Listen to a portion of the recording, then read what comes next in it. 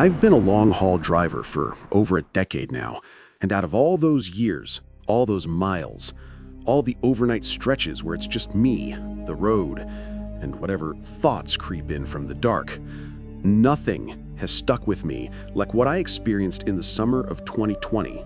It happened on a drive between Omaha and Des Moines, a route I've taken probably hundreds of times. The highway there has these long, dead stretches where it feels like the world has gone empty. No streetlights, no houses, just a narrow strip of asphalt floating in blackness. It was around 2 in the morning, and I'd been fighting off fatigue for a while. My eyes kept blurring the edges of the road. My GPS kept telling me I still had over an hour until a real truck stop. My stomach was twisting because I hadn't eaten anything since the afternoon. That's when I saw the sign. Exit 42, rest area 1 mile. I'd never used it before.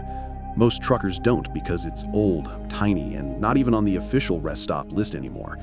But I didn't care. I just needed a bathroom and a minute to stretch my legs. As soon as I took the off-ramp, I realized how isolated the place was. No cars, no trucks, not even a porch light from a distant farmhouse. Just nothing.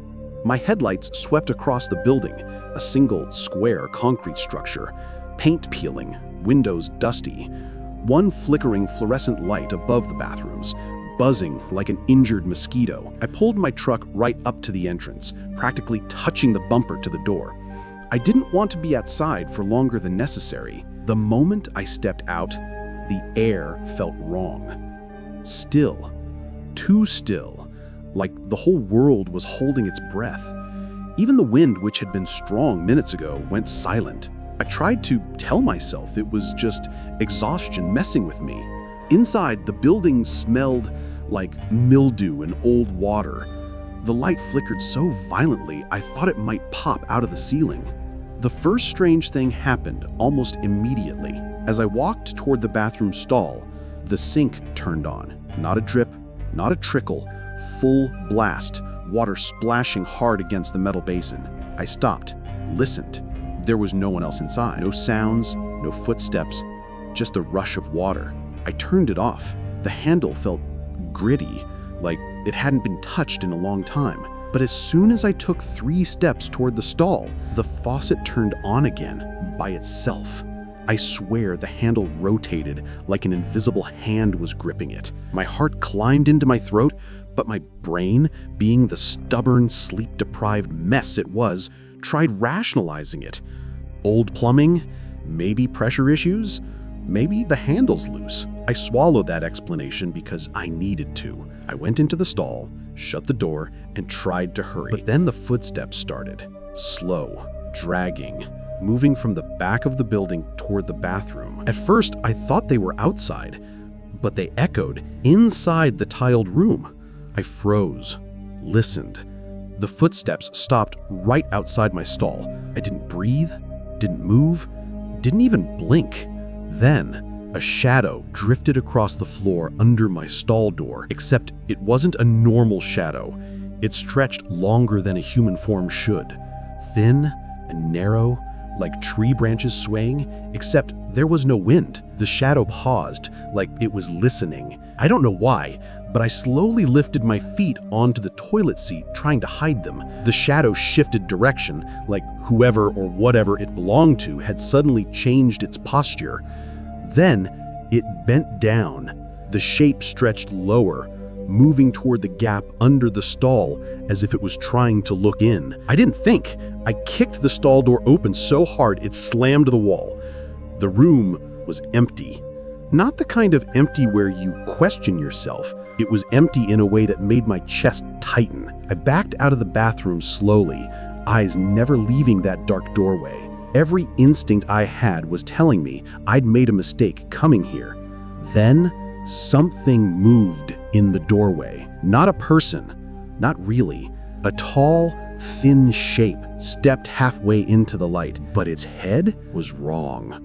It was turned completely sideways, resting against its shoulder like its neck had snapped hours ago.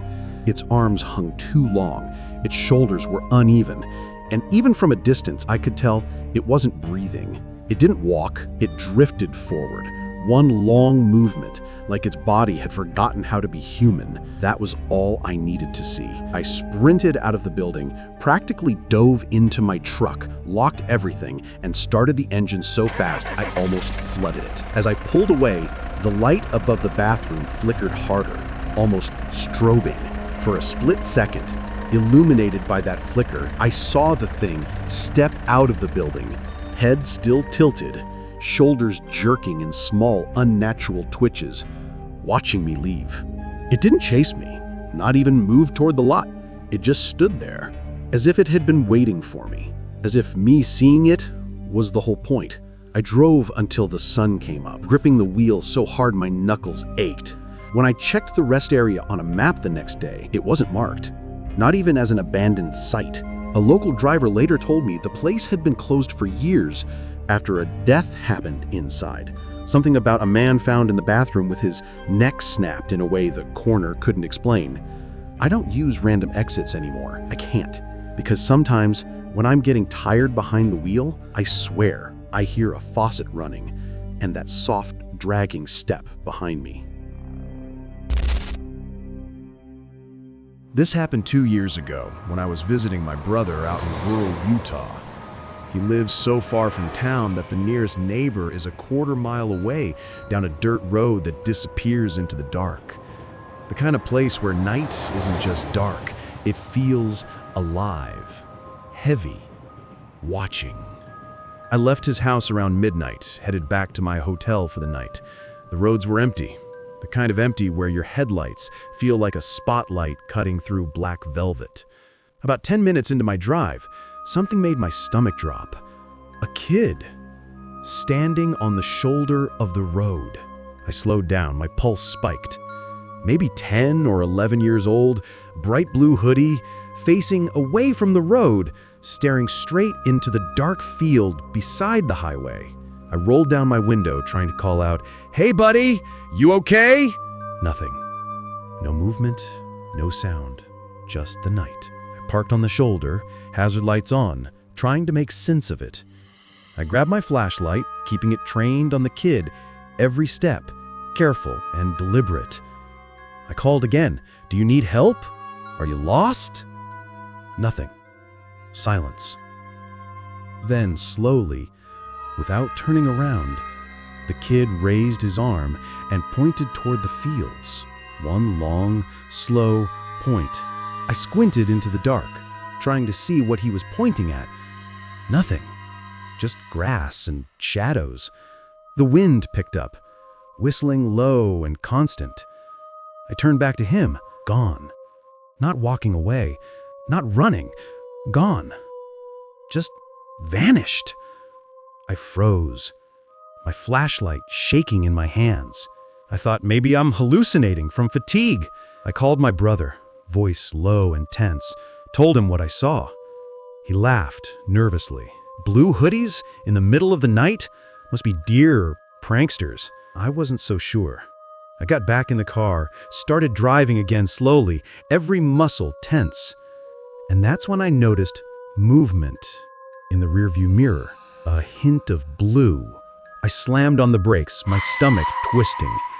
The kid, or whatever it was standing on the shoulder behind me. Same hoodie, same stance, same stillness. I floored it. Every mile felt like hours. I kept checking my mirrors. He kept up, not running, not fading, just there, watching. I pulled into the nearest gas station, brightly lit, more cars than I'd seen all night, and stayed inside for half an hour, my eyes glued to the road. By the time I left, there was no one there. I tried telling the local police, no missing children, no reports, nothing. Weeks later, I heard stories from other drivers on that same highway. Blue hoodie, boy, appearing out of nowhere, always pointing, always disappearing. Some say he's a kid who went missing years ago. Some say he's a warning. I don't know. But sometimes, when I'm driving alone at night and the fields stretch into black forever, I see a hint of blue in the corner of my eye. and I never take my eyes off the road.